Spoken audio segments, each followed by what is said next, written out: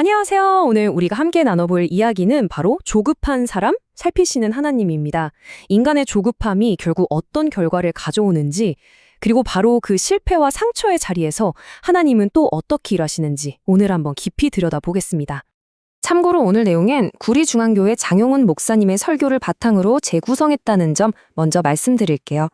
자, 본격적으로 시작하기 전에 여러분께 질문 하나 드리고 싶어요. 하나님의 약속이 있는데 이게 너무 더디게 느껴질 때, 그럴 때 여러분은 보통 어떻게 하세요? 아마 신앙생활하면서 가장 힘든 순간을 꼽으라면 바로 이 끝이 보이지 않는 기다림의 시간이 아닐까 싶습니다. 그래서 첫 번째 이야기는요, 바로 이 기다림의 시험에 대한 겁니다. 믿음의 조상이라고 불리는 아브라함과 사레도 바로 이 시험에 직면했었죠. 아브라함이 하나님의 부르심을 받고 약속의 땅에 온 지 무려 10년이 흘렀습니다.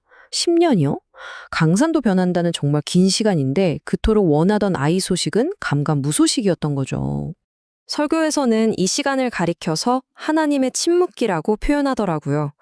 분명히 약속은 받았는데 아무 일도 일어나지 않는 것 같은 시간.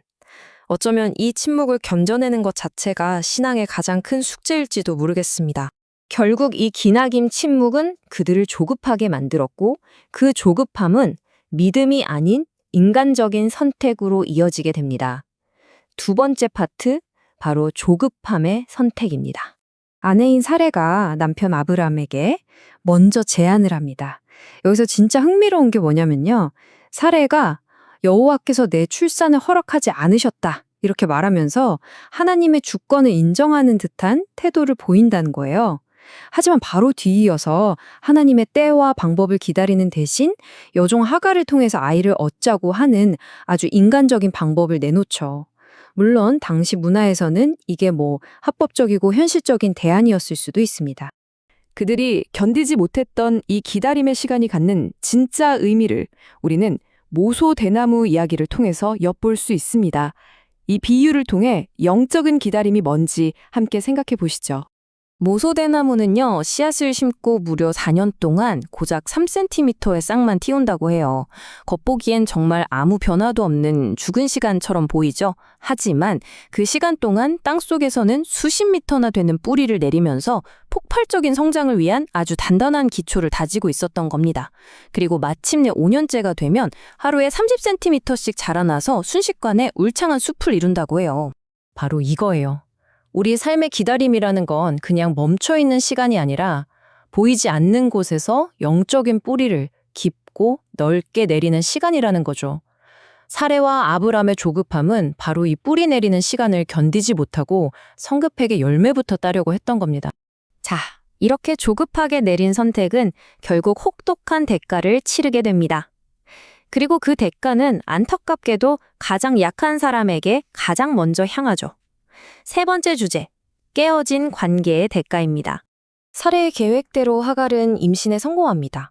겉으로 보기에는 어때요? 인간의 지혜가 이긴 것처럼 보이죠. 하지만 바로 그 성공이 가정의 끔찍한 비극의 씨앗이 되어버립니다.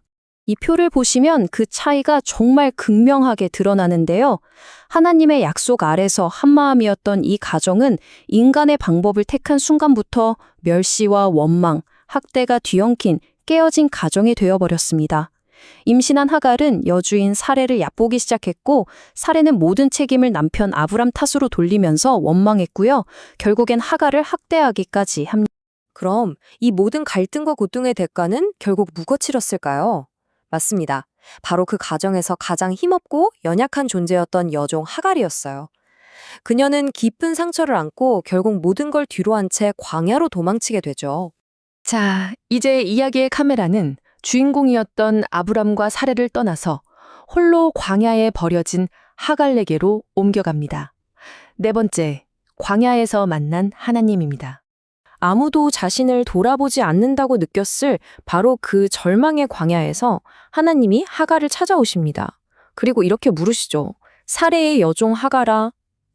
다른 사람들은 다 그를 여종이라는 소유물로만 여길 때 하나님은 그의 이름 하갈을 정확하게 불러주신 거예요. 그리고 더 놀라운 건 하나님께서 그녀의 뱃속에 있는 아들의 이름까지 직접 지어주신다는 겁니다. 이스마엘. 그 뜻이 뭔지 아세요? 바로 하나님이 들으신다입니다. 아무도 들어주지 않던 그녀의 고통과 신음소리를 하나님은 다 듣고 계셨다는 아주 분명한 증표인 거죠. 이 놀라운 만남 끝에 하갈은 인류 역사상 처음으로 하나님께 새로운 이름을 붙여드립니다. 바로 엘 로이, 나를 살피시는 하나님이라는 뜻이죠. 아, 나는 모두에게 버림받은 줄 알았는데 하나님은 처음부터 나를 다 보고 계셨구나. 이것이 바로 하갈의 고백이자 이 이야기 전체를 관통하는 핵심 메시지입니다. 이제 마지막 결론입니다. 이 모든 이야기를 통해서 우리가 정말 가슴에 새겨야 할 진실은 뭘까요? 5번째, 나를 살피시는 하나님입니다. 이 슬라이드가 오늘 이야기의 핵심을 딱 요약해 주는데요. 보세요. 왼쪽에 조급한 사람은 기다리지 못하고 자기 방법을 써서 결국 관계를 무너뜨리고 약한 사람에게 상처를 줍니다. 반면에 오른쪽에 살피시는 하나님은 어떠신가요? 그 실패와 상처의 자리까지 끝까지 찾아오셔서 그 상처를 어루만지시고 이름을 불러주시면서 그 고통의 소리를 들어주시는 분입니다. 이 이야기는 그냥 과거의 기록이 아닙니다. 혹시 지금 여러분이 하갈처럼 억울하고 외로운 광야의 시간을 지나고 계신가요? 이걸 꼭 기억하세요. 아무도 알아주지 않는 것 같은 당신의 그 광야에도 엘로이, 나를 살피시는 하나님은 변함없이 함께하고 계십니다. 마지막으로 이 질문을 스스로에게 던져보면서 오늘 이야기를 마무리하면 좋겠습니다. 나는 지금 보이지 않는 미래가 불안해서 내 상황을 어떻게든 내 힘으로 통제하려고 애쓰고 있나요?